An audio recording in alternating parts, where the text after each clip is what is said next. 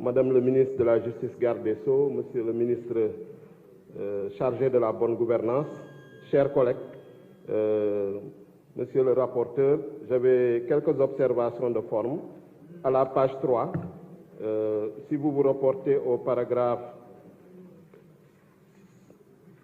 donc au paragraphe 6, d'emblée, certains commissaires ont salué le projet de loi d'amnistie qui milite en faveur de la paix, du pardon et de la réconciliation nationale.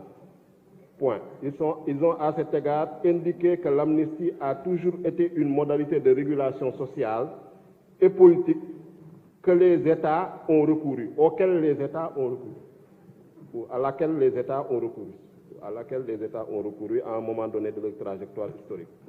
Donc ça, c'est la première observation de forme. Pour la deuxième observation de forme, elle est à la page 6, premier paragraphe. Dans cette perspective, il a été également suggéré de tenir compte de la réparation des personnes. Donc c'est la réparation du dommage ou du préjudice que ces personnes ont subi, qui ont fait l'objet de détention provisoire lors des événements politiques visés, mais pas la réparation des personnes. À la page 7, deuxième paragraphe, ce qui signifie, selon elle, que toutes les manifestations qui ont eu des incidents de violence pendant cette temporalité sont concernées par l'amnistie.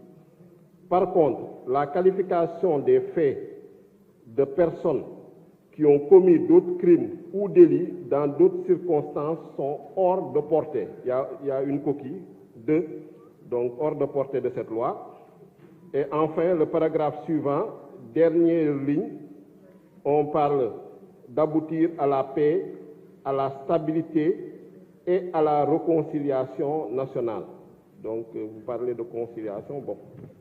Mais je pense plus que le terme le plus adapté est réconciliation nationale. Bon, pour l'essentiel, le rapport est fidèle. On vous félicite pour la, même si parfois on reste sur nos fins, sur certaines réponses par rapport à la question qu'on a posée notamment sur les crimes de sang. Mais comme c'est une question de fond, on y reviendra. Merci. Merci, chers collègues. Monsieur le rapporteur, vous avez la parole.